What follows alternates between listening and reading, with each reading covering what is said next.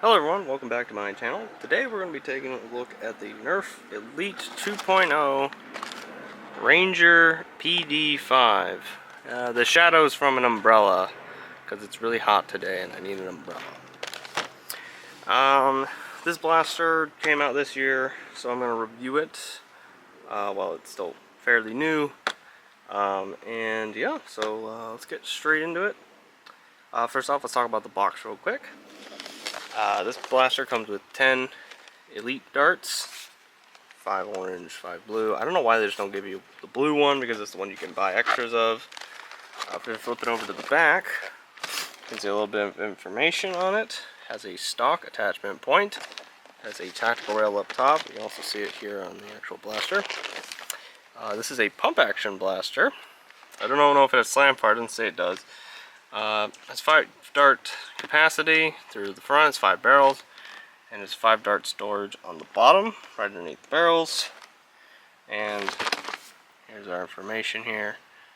Right there, 2022 Hasbro. That means this blaster came out this year. So, let's get it out of the box and see how it fares. 3 little strings here. There we go. Pull out the Ranger. And then our darts are in this little box here. So those are our darts. So here we have the Ranger. And first thoughts, right out of the box. It's a pretty decent feel to it. A little front heavy, but has to be expected. A lot of mass up here in the front. It's a pump action. Prime doesn't feel too bad. Let's see if it has slam fire. Has slam fire. That's good. Here's its darts it comes with, and it has a stock attachment point and a rail attachment, which I'm going to demonstrate right now. For our stock, I'm going to be using a Retaliator stock. Just put that on real quick. That looks pretty cool, actually. And for our scope, we're going to be using this. This is the Eagle Point's scope. The Eagle Point is a blaster that I actually have recorded, all the footage for a review of it recorded, but it's not out yet, so stay tuned for that. This blaster review will come out beforehand. So, put this on. Ooh, that's odd. That's odd. As you can see, the tactical rail, the rail itself doesn't start until later. That's weird. So basically, you just do that. That feels weird. So we have a little scope now. Without the scope, there isn't much of a sight picture, just a front notch. That's about it, but that's really odd. I've reviewed another blaster. Don't know if the review is going to be out yet, but these blasters today are just weird. But anyway, let's get this thing down range and see its accuracy. Okay, so we have our elite darts. I'm going to use the ones that came with the blaster. Going to load them up. It's a simple loading procedure. Just put them to the front, like so. They have a pretty tight fit. Pretty tight fit down there. It's good. There's our cameras all over the place. There's our dart storage. Feels pretty, I guess pretty standard, except it kind of tapers down so you get less grip. But let's prime it and see if we can hit anything. Yes, I'm going to be using the scope and the stock. Maybe not the scope. Scope kind of sticks, right? Ooh, hit one. Let's try to go for the other target. Off to the side.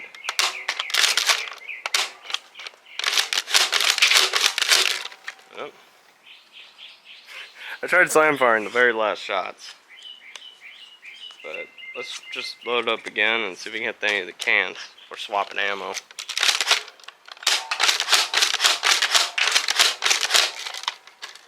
Okay. Alright, let's move on to the next ammo. Alright, now we're going to be using the green waffle darts. Adventure Force darts now. See how it fares.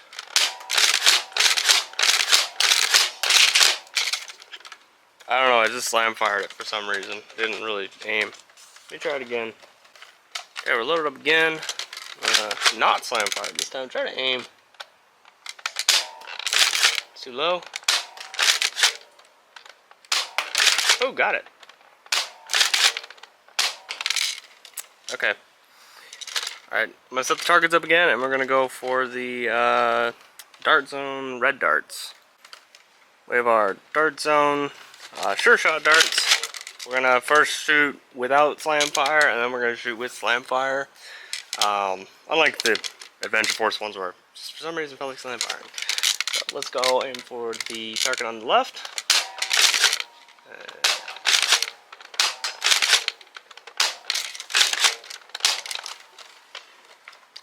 I missed every single one of those. Let's try slam fire.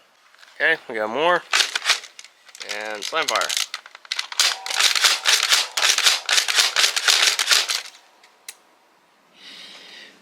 Didn't hit anything with those darts. Let's move on to the range test now.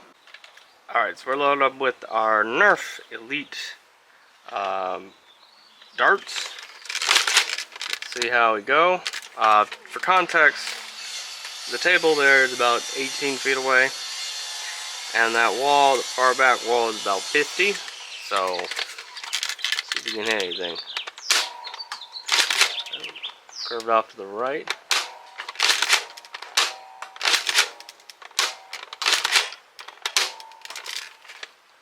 Nerf darts. That looks about maybe 30 feet, which is right around where the maybe 30-40 feet, right where those sawhorses are.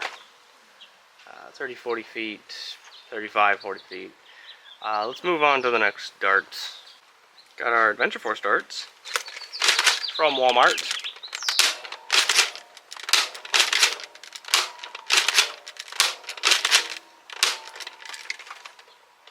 About the same. They fly straighter, but it's about the same. About 30-40 feet.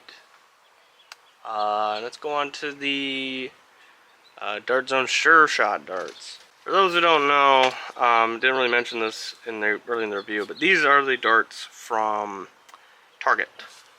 They are both made by Dart Zone, and this is the same company that makes the green waffle darts, even though they're Adventure Force darts. I'm going to refer to these as Dart Zone darts, green ones as Adventure Force, and then you have your Nerf darts. So let's see how Dart Zone's darts work.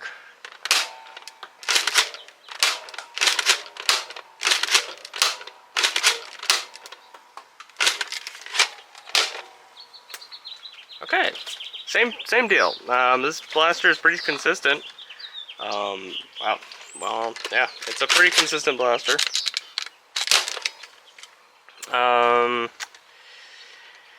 Yeah, consistency. Let's move on to my final thoughts. So what are my final thoughts on the Nerf Elite 2.0 Ranger? First off, before we get into it, let's talk about its retail price. This blaster retails for $15.99. That's what I paid for it at Target. And I'm going to go right off the bat and say, I say it is worth the $15.99. Let's move on to its cons. It has two major cons. One is the dart storage.